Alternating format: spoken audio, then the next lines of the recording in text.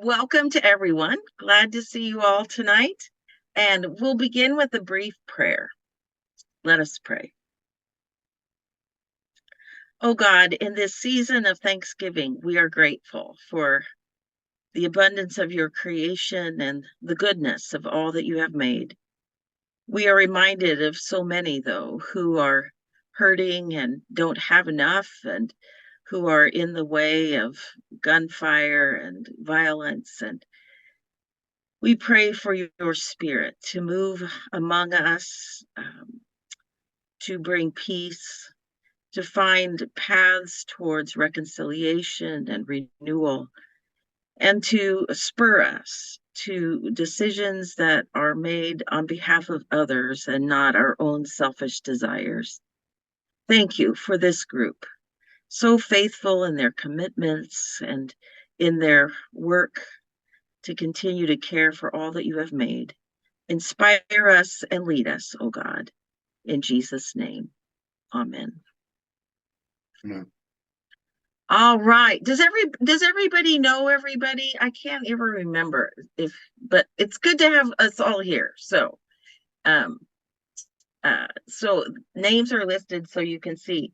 Well, tonight, couple of things. I want to just kind of see how you're doing and what kind of needs you have. And then we've been together at this for 9 months. So kind of want to think about where do we want to go from here?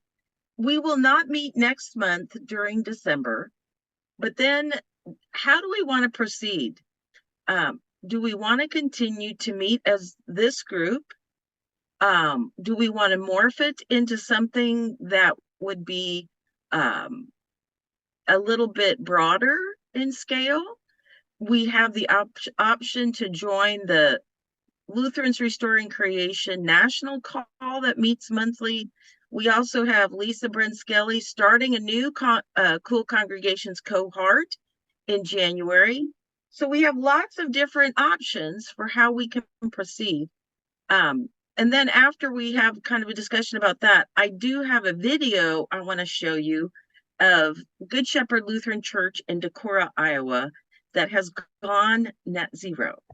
And it's very inspiring. It's a little daunting as well because we're so far from that in our church, but it gives you a sense of what's possible and what that looks like. So hopefully we'll have a few minutes towards the end to look at that. But first, just want to open it up for discussion. Let's just start. How are things going in your Cool Congregations quest, in your setting?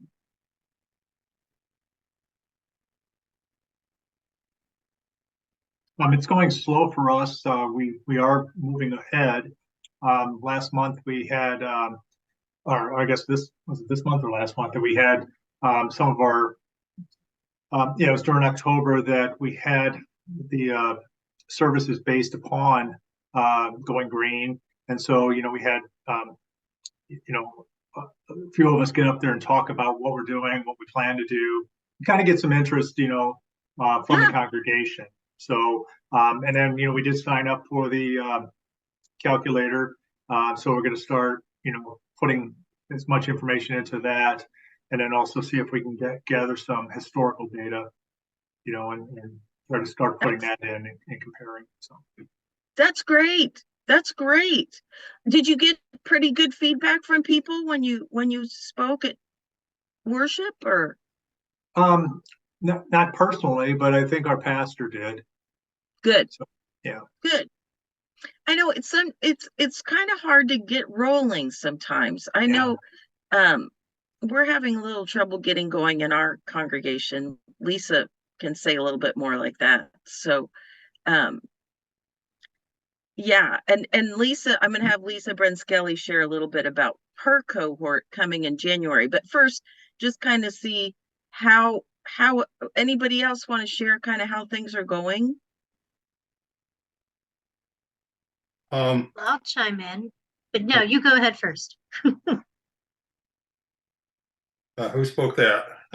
Oh, that's okay to me. Oh, yeah, I just want to say I'm new here, and so I'm going to have to explore a great deal more what all these options are coming up when we get to that fact. But as far as what's happening in our congregation here at Faith Lutheran, we just got a new minister who we successfully called. She's starting just before Christmas. And the great thing is, just in my brief conversations with her, you know, in the time she was visiting here, I have the sense that she's going to be, you know, very approachable and doing what we're doing here. And so I'm sort of looking forward to that. But you know, Christmas time, everything's upon me, you know, and Right. you know, it's probably going to be January before, you know, we're really moving on anything, and you know, and there's been some sickness in my family, so I've had to, you know, sort of step back for a little Yeah. bit. Yeah. Well, that's great. That sounds very promising. And sometimes too, with new leadership, there's new energy and yeah, yeah, that's great. And I'm sure she will be so glad to have someone like you in the congregation that's willing to, you know, help lead the efforts. So that's great to hear, David. That's wonderful. Yeah, I'm looking forward to Good. some Good. sort of sense of, now I got to figure out how to work with all you folks, because the list of options you put out there, I'm not entirely sure where all this is going. So I'm looking Yeah, forward well, to that. that's we're gonna kind of see. We'll kind of talk through some of those things. So, Lisa, Lisa Brunskelly. I was just going to say that my congregation council approved a plan, approved the Creation Care team moving forward to develop a plan to reduce the church's carbon footprint by 50%. But then we waited and waited and waited and waited for the building manager to get us the information we needed. And I just finally got it this week because she's quitting and leaving at the end of the month. And I said, look, send me this stuff before you leave. Yeah. Because I don't know when we're going to get a new building manager, right? So her back was against the wall finally, and she did it. So I finally actually got what I need to get started on crafting a plan, not for want of asking repeatedly. So sometimes you have to deal with, shall we say, maybe less than competent staff. So anyway, I think we're finally going to be able to move forward, but we probably won't do too much more other than actually develop the baseline footprint this year. Developing plans for reductions will probably start in the new year because it's just getting too close to the holidays to do more than actually the footprint now that I actually have the data. So that's where I stand, because almost a 6-month delay, or pretty darn close, because of lack of responsiveness from our building manager. Maybe the next one will be more responsive. I certainly hope so. I mean, this was something the council approved, and she still couldn't get me the materials for almost 6 months. Oh my. Yeah, that's one of the barriers. Yep. I know we have gotten, I have gotten the information on our gas and electric and water accounts so that we can enter it into the calculator. I'm just not sure. We've had a lot going on in the congregation, just with another congregation using the building and all that. So it's just been hard to kind of galvanize any efforts towards this specific work, but we'll keep trying. We'll keep trying. I've noticed too in our congregation that the whole and I forget what it's called now, but the push to help the homeless in the community.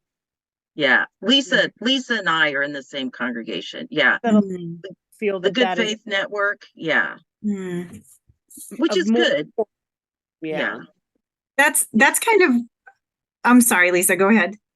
No, that was it. That's just what I've run into when I've suggested, you know, can we do this or that? And then I just get invited to more things with the other group. So I know. Which sounds like a very, you know, a great community issue to be able to attending to. And that's kind of, it is. Yeah. And that's what I wanted to bring up as well, that I'm here with two hats. That yes, I wanted to hear how everyone's been doing with my Lutherans Restoring Creation hat. But as me being a member of House of Prayer in Hingham, where we've been interested in doing solar for a decade, but waiting for our roof to have to be redone. And now the last year we've been waiting for a new pastor. And like David, we actually just called a new pastor who will be starting early December. So I'm really excited. And at the same time, felt like we were waiting again. And we also have a new church administrator who we just found out doesn't even have Microsoft on her computer. So it's going to be, so that kind of thing, as Lisa was mentioning, sometimes to ask for bills is just a little too much for, to start off. But what I'm realizing too is I'm grateful our church, I mean, within the past year, we were considering whether or not we had to close. So the fact that we have a new pastor and the fact that we could commit to 3 years of pay was a really big deal. But we've also been able to do that because we're welcoming a preschool into our church. Now that's going to mean, we all know that no matter how many times those little kids turn off the lights, there's going to be a lot more energy used throughout the week. And that's a glorious thing because the church building isn't sitting there empty. So I kind of want to bring into our conversation that like what a calculator is not going to capture, and how this is, it is about our relationship with creation and how much of that is never going to be really captured in what our reduction looks like, because some of our ministry is going to mean expanding literally our energy usage. And how do we capture that and how do we wrestle with that? And that's when I feel happy to be a Lutheran, and the whole Satan Sitter stuff just always brought up in sermons. So anyways, I have no answers for that, but I just want to put that on the table. Yeah, that's a really good point, because we have not a preschool or a school, but more community organizations using the building. And so I suppose it's like hours of usage equal, trying to equal it out what it would have been if the new groups hadn't been here. And then, I guess that's not really true because it's still the carbon footprint, but still, I think we're allowed to take that into consideration and trying to figure it out, how, because the other groups have been using other space elsewhere, so and those are wonderful things. Like I mentioned, we now have 3 congregations that are sharing our building.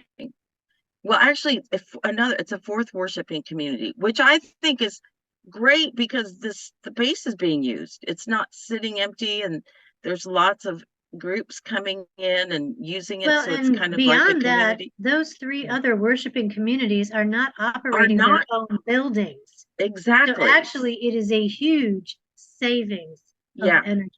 Because if they were out building and operating their own buildings instead of using yours, the emissions would be enormously greater.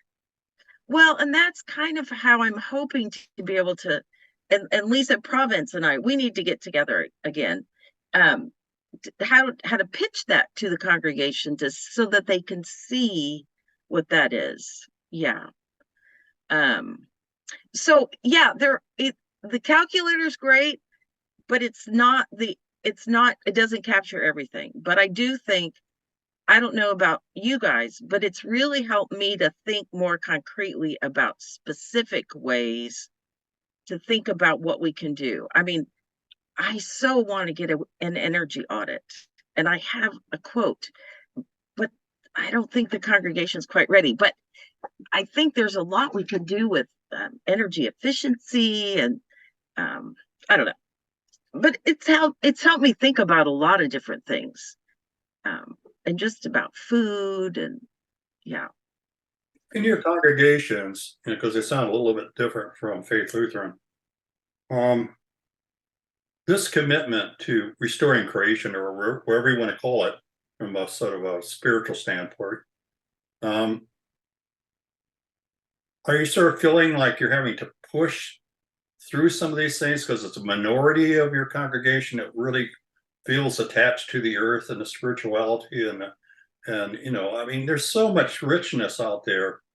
I think, at least I'm becoming more aware of it, liturgically speaking, and also just in relationship to basic understanding of a relationship to God, that, that's where our new center of faith I would like to see go, but I mean, it's hard to put these things and translate them into concrete things because, how do you get excited about, like calculators and things unless you're spiritually committed to the cause, So I just wonder what your other experiences are, I mean, our church sort of does things and then plans, I don't know how to describe it.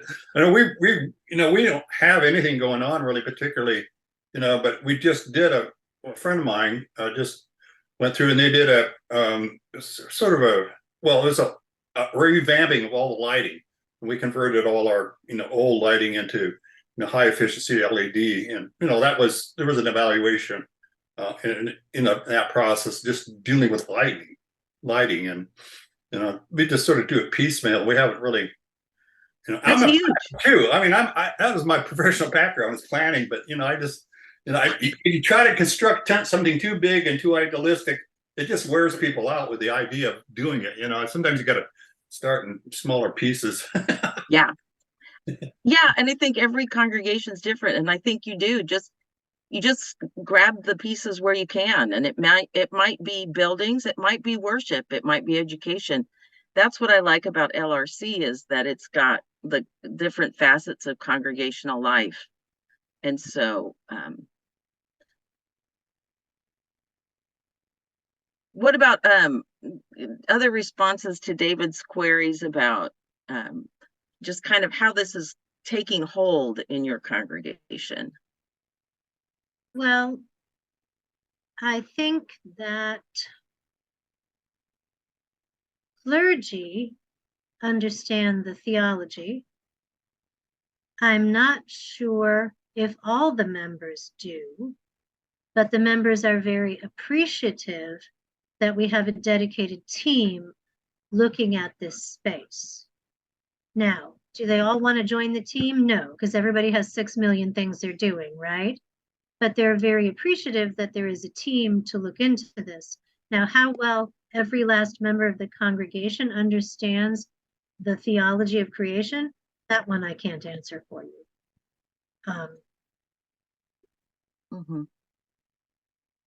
Yeah, you asked percentage wise, David, did you say like a quarter of the I'm congregation? just a sort of sense of feel for it. I mean, I have, of course, I've been reading so much about this stuff, and I'm an environmentalist from the get-go anyway. So John Philip Newell, and this whole idea of almost like Mother Earth as becoming part of a Christian, recognizing that we are tied to this earth in a very spiritual sense, and if anything, Christianity has ignored that. I mean, that goes way back to 300 AD, and everything, we became a Holy Roman Empire, and it came about conquest and came about a lot of other things, and lost its spiritual roots to a certain degree. And I think, and I keep thinking, what in our age is going to bring us back to the richness of a faith that is, really attached to something very deep and also existential. And to me, it's, restoring creation in a truest sense, both spiritually, as a part of our faith, and also, literally in terms of solar panels and everything else we're going to do. But, there's somewhat, I don't know how many use All Creation Sings, which is, the blue book now that there's so many songs in there related to, I think, that new view of and our choir directors using quite a few of them, and that whole sense of, of relationship to seeing God through the eyes of, living creatures, and just experiencing nature and a sense of connection to nature. And, I see that, in that book, it pops up all over for me. But, I just, I don't know where your experiences are come from, how you're moving forward liturgically or whatever otherwise you're going to be doing. But it sort of goes hand in hand. I'm really going for getting some solar panels too, so it's pretty practical from my standpoint. But So David, it's a good reminder to me on this call that, that eco-spirituality, is that the phrase that people use? I have not been coming at it from that direction. I've been coming at it from trying to preserve our human life in the future. So I like your question. I would say in my congregation, we haven't gotten there. So, I put it simply in these terms, in my life as a Lutheran, I vow first is, everything that Jesus said was the basis for all my beliefs, the gospel according to Jesus, and then, the Holy Spirit came along with one of my ministers about 20 years ago, I got away from that old misbelief about the Holy Ghost was sort of weird kind of stuff. That's what Pentecostals did and Lutherans didn't do, right? And then, within the last 10 years, that third part of the Trinity, which we have ignored, is, God, the creator. And it's like we've lost that in our spirituality, in our faith, in terms of a mainline tradition and a mainline liturgical thing. In fact, one of the John Felton Newell, got accused of being called a pantheist, even though he's a Presbyterian minister, pantheist, because he was identifying with nature, and bringing that into his spiritual life as a Christian. And, I guess that's, something has to power this movement forward. And since, we're in the business of spirituality and faith and religion, that's what I've been exploring a lot of. And that's what I've communicated even in my climate series. I did a series of 5, full, form studies over about five weeks. And, about half of it was related to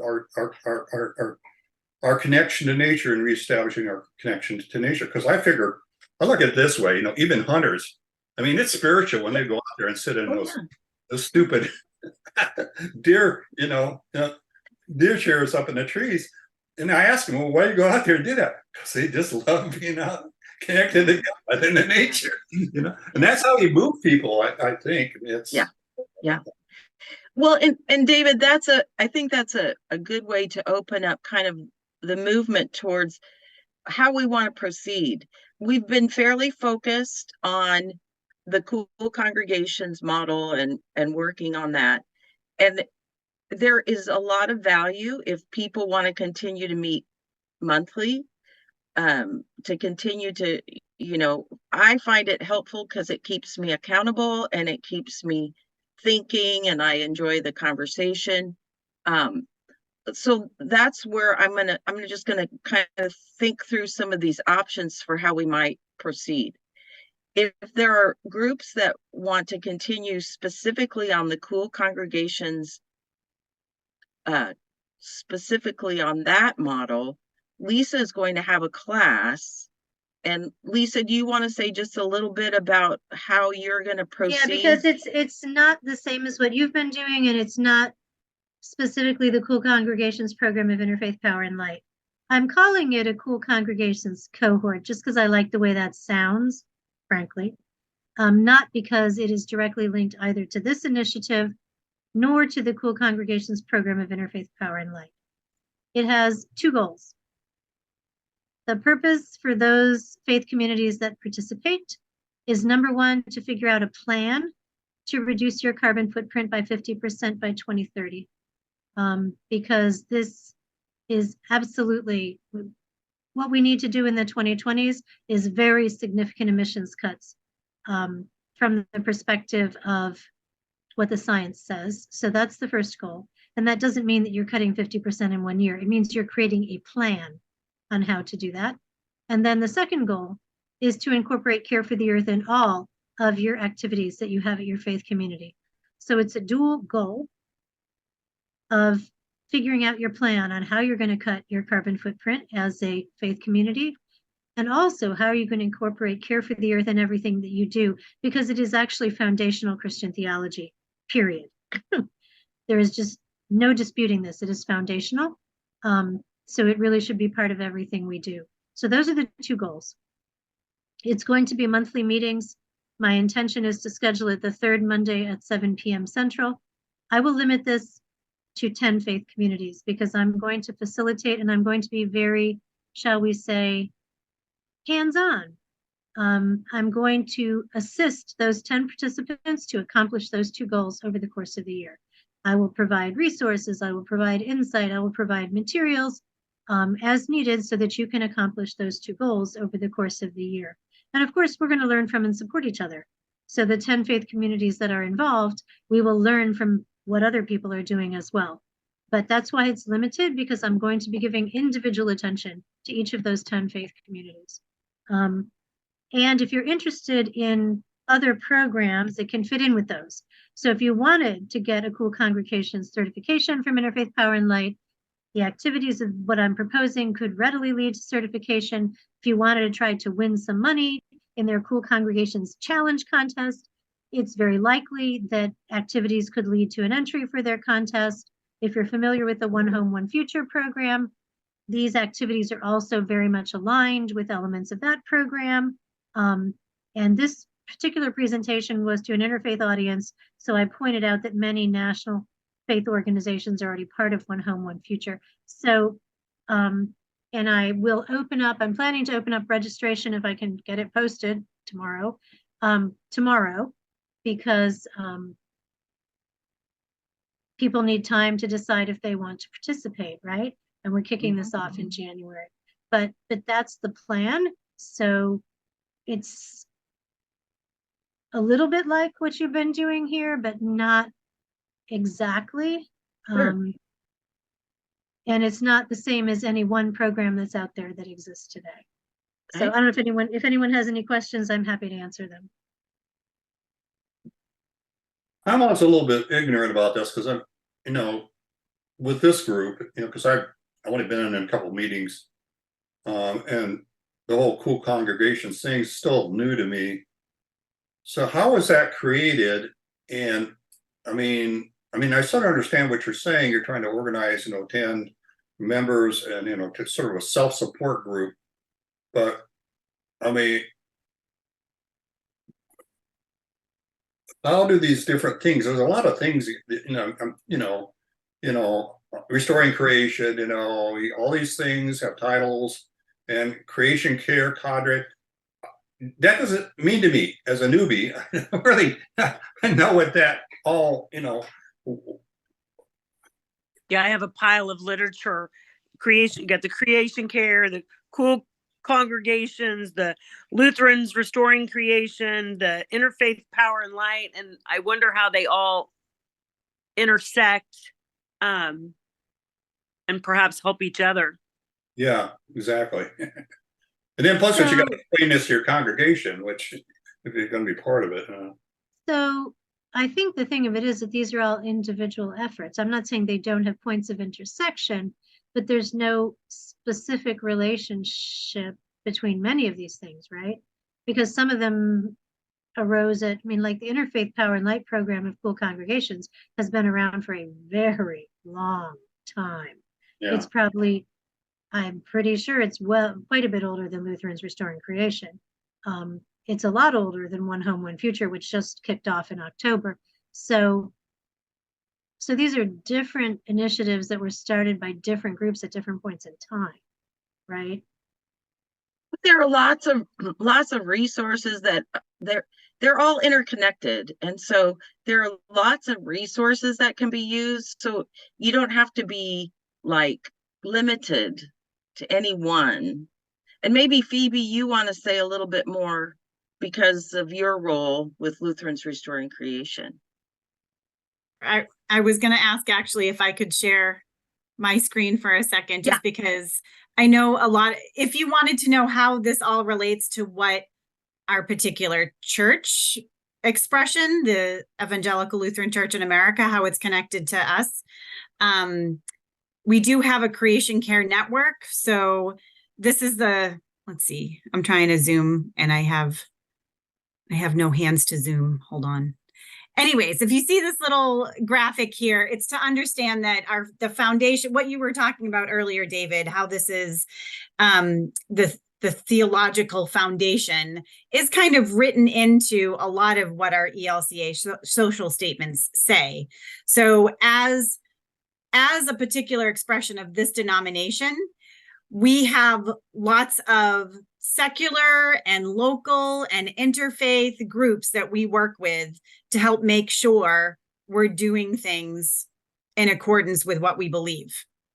And so we have lots of tools. Lutherans Restoring Creation really came out of the fact that there were a bunch of us just thought, well, we say we do these things, but how are we doing them? Who else wants to do these things? That's all Lutherans Restoring Creation is. And then we use things like Creation Justice Ministries and Interfaith Power and Light, and, use all these different tools basically. But yes, I think we have very similar there. For one thing, what I keep telling myself too is that there's so many ways that we're screwing up. There needs to be lots of different ways that we fix, essentially. So we're trying not to step on each other's toes, but there's so much work to do that we're not really duplicating. I mean, right, like the fact what Lisa here is offering is so critical, because you need someone to open up the stupid calculator with you and look at each and every different thing, or look at your bill. Like you need a relationship with a community and with an individual who knows more, this being Lisa.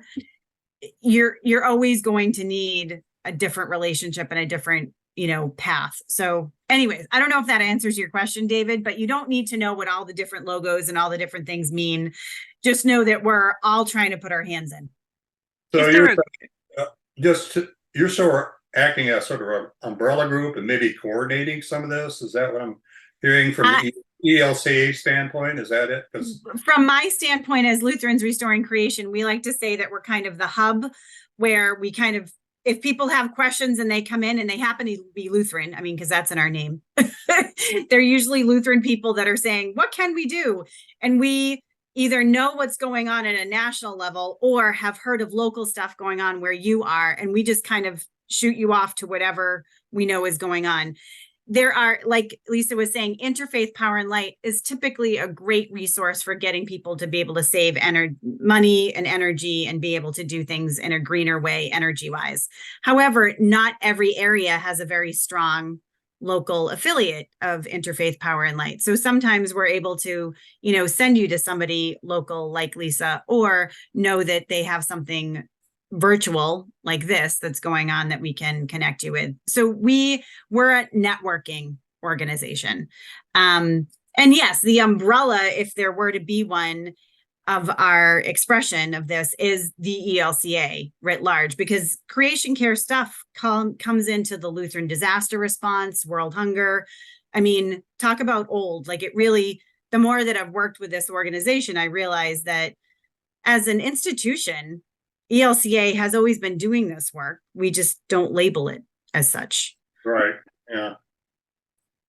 I'm sorry, and I should have been very clear. Those will be virtual monthly meetings. That was, For the thing that I'm talking about, because I'm opening it to any faith community that wants to participate. The stuff we're talking virtual about is, meetings. And I didn't say that. So no, this would not be based only for people in Houston, where I am. Sure. So Phoebe, Phoebe, you want to say a little bit about the national LRC connections calls? Yes. And sorry, first what I am going to do too is I'm putting in the chat. Lisa just asked in the chat about what is the one home, one future. Again, this idea that everybody kind of has their own flavor of creation care. Blessed Tomorrow is a group that honestly, they have more money. They helped gather all of us together to kind of have a better communication platform, so that if you can picture, why when people have been using maybe a rainbow flag to be able to symbolize the idea that, hey, we're a very welcoming community. The same idea here with One Home, One Future. That particular logo that you'll see is kind of the idea to everybody who might be passing by in the street. That kind of looks like a globe. I wonder what that means. And then they'll find out more. So that's more of a multi-faith, again, expression of us all having our hands in. So the Lutherans Restoring Creation call started, I don't know, Lisa, you've been with us has it been almost 5 years, I think, that we started off with like a free 800 number? That I don't Long time. remember. It's been a long time. The Lutherans Restoring Creation launched in 2010. Those were the initial 5 synods, right? Because my synod was one of the first 5. But when you actually started having more of a national presence, I don't remember. Well, we Technically, the incorporated launch as was a 2010. Yep. But And as a then we started 501c3 was later, yeah. Yep, that was 2017. But I think we started these calls back almost 5 years ago, where every month we've been getting together, and it kind of started off as us feeling like we were batting our heads against the wall and wanting, other people to know how do you get this done where you are? And it was really an accompaniment group. And then over the past year, especially with COVID, more people just kind of needing a space to go and be, and more people being friendly with Zoom. We've had more like, instead of a dozen, more like a few dozen people on our calls.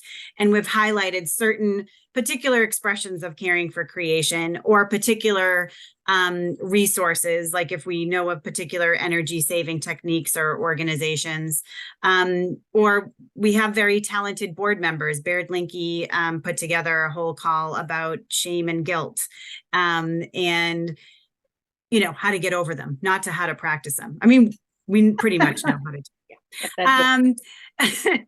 So we have different focuses every month, but I try to be pretty reactive so this next coming month, since the Youth Climate Summit just happened for ELCA members, we're asking a few of them to discuss what it was they learned. So we're usually pretty reactive, but I have been finding that more and more people like to have the breakout groups, no matter what we talk about, so that we can have some time just listening to each other in smaller groups. And that it does still remain as the focus is being a connection call, trying not to be too resource heavy. Well, the resource is our time together, is the relationship part. So I would love you all to know that you're always welcome, obviously, but as far as I feel like this group, you've been able to really be very specific about, we want to take this action. Are we doing it? Are you moving down the line? And I think that's pretty critical for this very specific action, to know and hear from each other and know you told each other you do this. So do you feel like that's worked? I mean, you're all still here. That's saying a lot, but or would it work in general to be part of the Lutherans Restoring Creation national calls, and then have a breakout group? Is one of the things Noni and I we were talking about, is just simply having, every time we have breakout group time in our calls, have a breakout group of people that are working on energy steward stuff. Because that's one other iteration of what the national connection call can help with. Or if you wanted to even stay on longer after the monthly connection call. And I don't know. So I'm very open to, how LRC nationally can help or provide space, but you all have been giving this resource to each other for a while. So. Can I ask you, Naomi, you've been presenting stuff, on these calls in a monthly, but does that become a burden on you? I mean, over, a period of time, trying to find somebody to speak, or, stuff like that. I mean, I can understand where, oh, come on. Phoebe, yeah. I have to watch how I pronounce names. Anyway, I mean, she sounded like, they could present topics and have breakout sessions on those particular topics. But on the other hand, I mean, I like some of the things, the first thing I came on with here was, you were talking about grants on solar, and that just got me so excited that, you know, so, I just wonder, how you see that, as far as, what you want to present or what you have presented in monthly. Yeah, it is. There are so many resource people to call on, so that has never been an issue. I think my hope is to always find the topics and the direction that are most helpful to the group. So I am delighted because people keep showing up. So hopefully it's meeting your needs. So I'm willing to, that's why I wanted to kind of open it up. Instead of me telling us what we do next, I wanted us to decide together, so that I really value the monthly connection. I'll give you another option so I can make your head spin a little bit more. We have our Lutherans Restoring Creation group in the Central State Synod has come up with a monthly plan for 2024. And each month we have pulled resources from all these different groups and all these different places, but we have organized them each month into the 5 areas of congregational life: worship, education, advocacy, personal discipleship, and buildings and grounds, so that congregations can utilize those resources without having to look them all up or understand what all those different groups are. But they might say, oh, we really want to do something in the area of worship, and we've really never thought about that. Or, oh, our people really need some kind of personal things they can take home and do with them.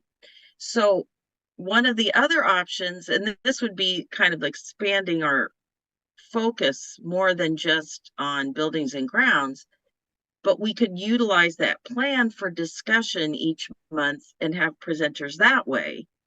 And we want to share this widely. It's not, I mean, it was written for our synod, but certainly very applicable to other synods.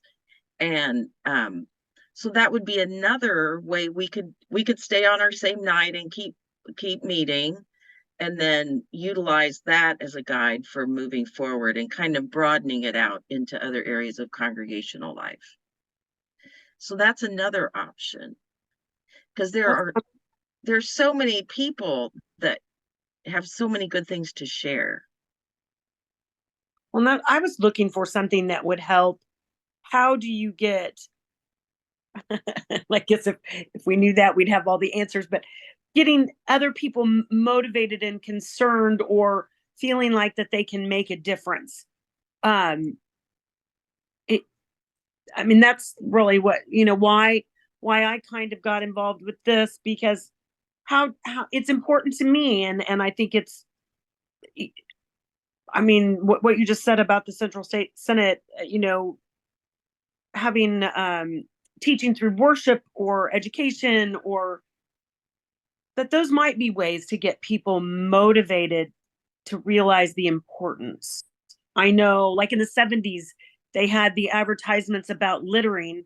That's the first that I remember seeing things about caring for creation or whatever. But so that's what I was really looking for, was something more with how can I share this passion, or how can I get others excited, or how can they find something in their life that they can do to make a difference. And there's a great resource from Lutherans Restoring Creation called Guide to Gathering, and it uses, and I don't know, I've been on so many calls, I don't know if Phoebe shared that here, but it uses a World Cafe method where you get people in smaller groups so that they can share and talk a little bit more. So, I mean, that we could have a presentation on that sometime, just how to get people engaged and how to find those areas of passion that kind of the light switch goes on for people. And they're like, oh, yes, I want to be a part of that. Yeah, there's a link from Phoebe. Thank you. Yeah. Just in that context, you talked about motivation and finding that as part of your faith.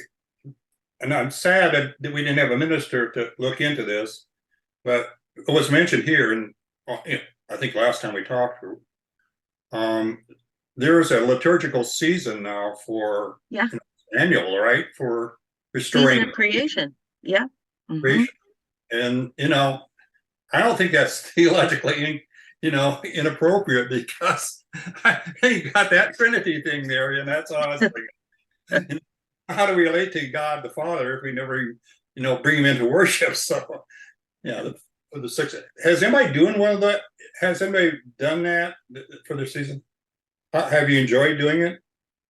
Yeah, we did a different topic each of the 5 weeks this year, with the theme, with rivers, and I forget exactly what the other word is, but yeah, it was great. I think the congregation didn't get tired of it. I'm not positive. I didn't take a survey.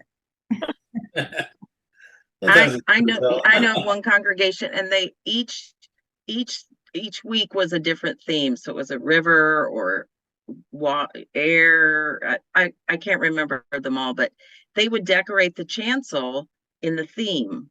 So it was very visual as well as the liturgy itself. And so there's a lot of different things to do. And not every congregation can do everything. But if there are ideas that we can share that might be, oh, that's something we could do, or oh, we could try that. Yeah. Also, our local IPL chapter offered to come during what they call Climate in the Pulpits month, which was October here. And they came and spoke what their mission is, and offered to bring induction cooking for us, having a chocolate fondue demonstration on this induction hot plate kind of thing. So that got some people interested too. That's cool. That's cool. So do you all have a sense of what would be most helpful going forward?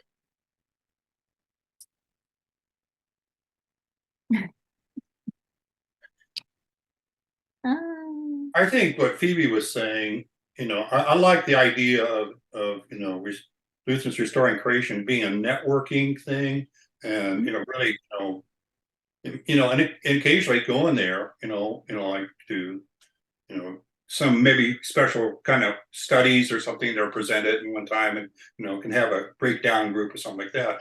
But I really still like what you've been doing, with just locally here, and I'm a little bit confused, Lisa. So how do you fit into this again? You're just in you're in Houston area, or Okay, so I'm in Houston, and the program that I'm offering is actually through an organization that I founded here called the Interfaith Environmental Network of Houston. So it's intended for any type of faith community. It is not specifically Christian. It is not specifically Lutheran.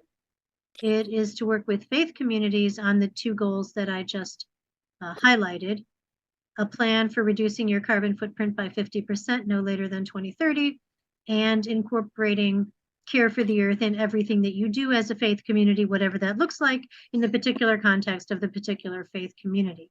So the program that I'm going to be offering is designed to be specifically interfaith, because it's being offered through the Interfaith Environmental Network of Houston, which is a Houston affiliate of the Texas chapter of Interfaith Power and Light. So does that answer your question? Yeah. So you're sort of feet on the ground, and is that the way you're sort of approaching it? Working with other people and getting to start actually, putting things into place in terms, whatever it is, in terms of upgrading the buildings and stuff like that.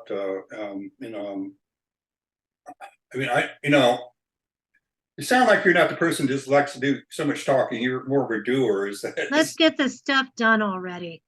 Yeah, I'm not, I'm an engineer. Blathering on ad nauseum is not my thing. Yeah. You know, let's look at where we are, where we need to get to. Let's figure out a plan to get there. But I'm an engineer. I'm pretty cut and dried, right? And I'm also into planning. I don't do, you know, I'm not good with like wishy-washy all over the place kind of stuff. No offense. Just not my thing. I'm an engineer. I'm organized. I'm a planner. So I already run a class for households to develop plans to reduce their carbon footprint by 50% by 2030. Noni has taken my class. She knows what I'm talking about. It is extremely focused, and you leave with a plan. If you participate, if you drop out, I can't guarantee anything. The idea is to do the same thing for houses of worship, but also to add the component of incorporating care for the earth in everything you do, because it's not just about, as a house of worship, it's not just about your carbon footprint, right? As Phoebe has pointed out, and I completely agree with that statement, regardless of whether you're Christian, Jewish, Muslim, Hindu, Buddhist, whatever. So that's why it's a two-pronged class. Also because although the class for households is 12 weeks, to come up with your plan to reduce your carbon footprint by 50% for your household. For houses of worship that tend to have more of a concentration of their footprint in specific areas, I think we can handle that in about half the year because it's not so diverse as households. And then the other half of the year, we can look at how do you incorporate care for the earth in everything you do beyond your plan to reduce your carbon footprint. Because households can have wildly different carbon footprints. So it takes, if you have, you know, a class of people, it takes a good 12 weeks for everyone to get to a concrete plan. But 12 months, I think houses of worship can do the plan the first 6 months, and then the next 6 months look at other ways to incorporate care for the earth and what they do, or we can mix it up depending on how it's going for people. If they're having a hard time getting their building person to give them the bills, we can switch and we can do the other stuff first.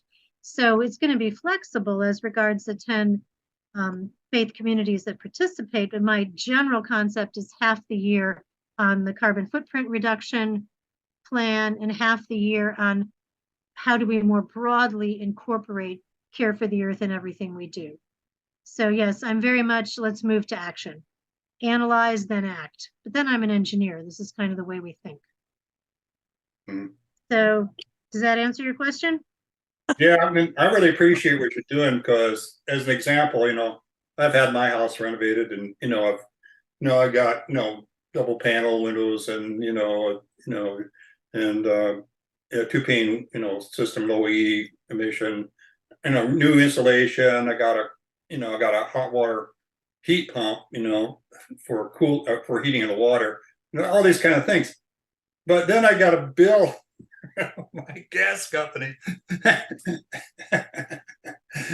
or maybe it was before I installed the pump, but it was telling me that I was way above. I was just a bad actor. I was way below for energy wasting, and I'm saying, "You kidding me? I've sealed this house up, spent this money." I mean, and I actually wrote to them and said, who's putting this calculator together? But I don't know why I brought that up. I just, those are the things you got to look at sometimes. It didn't always cut and dry as to what. And actually, this is one of the reasons I offer the class for households, because people actually truly do not know how to spend their limited time, budget, and money to make the biggest impact in their carbon footprint. I've found this repeatedly, right, with people in the class. You really have to do the analysis and figure out how to target with the time, the energy, and the money that you have if you want to make the biggest impact. And I think that's equally true for a faith community, because we know we don't have an unlimited budget, do we? Where do you find that more info about the classes for households? Well, the one Living the Change, the Living the Change class that I offer. So the next class will be starting in January. I have yet to put it on the calendar because I just haven't gotten around to putting my January classes on the calendar, but I'm going to do that soon, certainly before Thanksgiving. So all that stuff will be on my website. Here, I'll put it in the chat, and then you know where to go to my website. It'll all be on my website. I'm planning before Thanksgiving because I need to get my act together and get all my January stuff in place. I'm still, unfortunately, trying to finalize one of the events that's an interfaith panel discussion, and that's kind of holding me back because I don't have the people in place for that yet. But I'm hoping to have all that organized before Thanksgiving so I can post all my January events soon. But yeah, I put my Okay. website in the chat. Well, we're almost out of time. So I think I'm going to make a suggestion. I will send out links to the connections call for LRC, how to sign up for Lisa's class, and we will go ahead and have our regular meeting in January on this second Tuesday. And that will give people time to kind of think about what's going on and sort through what might be best. Does that sound okay as a plan going forward? And then people can kind of think about what's going to meet their needs in the best way. And you can do all of them. I mean, that's the other thing is you're not limited. So, but I think that way you can kind of check out what might be best for you, and we'll kind of regroup and see where we are in January and on our regular night and see where we want to go. Noni, Okay. Yes. is the plan that you spoke about, the 5 facets monthly Yes. thing, is that in a written form?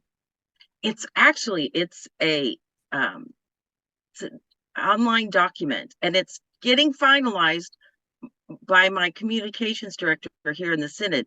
And as soon as I have it, I will also include a link to that because yeah, I had to get him a couple of links today. So the reason it's not done is because of me. But I will definitely share that and share it all that you want. It is free. The only reason it exists though is because of you. So thank you, Noni. Well, our team, I should say. So, Yeah. so that way, and then I will also, since we didn't have time to watch that little video, I'll send you the link for that videos too, because I think you'll enjoy that. But this is great.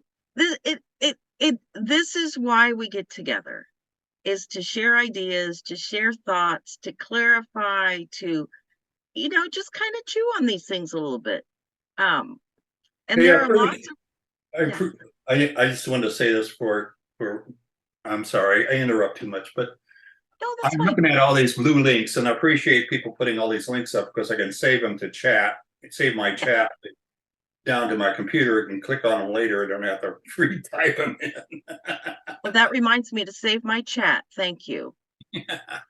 I have to remember how to do it. Well, But on anyway. mine, it's on the right. If it appears on the chat, appears on the right, then there's 3 dots. It's in the 3 dots thing to save. It's under There the it is. Okay, thank you. Perfect. All right. Well, we've covered lots of ground, lots of possibilities, and that's the good thing. We have lots of avenues for action. So we will continue to explore that together. And so we will, for those who want to be together again in January, we will gather on the 9th, January 9th. And in the meantime, I will send links and thoughts and plans and all kinds of things to you. And hopefully you'll have a wonderful Thanksgiving, Advent, Christmas, and we'll celebrate Epiphany together in January. All right. Thank you, everyone, so much for your input tonight. This was fabulous. Thank you. Thank Bye, you. everybody. Good night. right. Good night.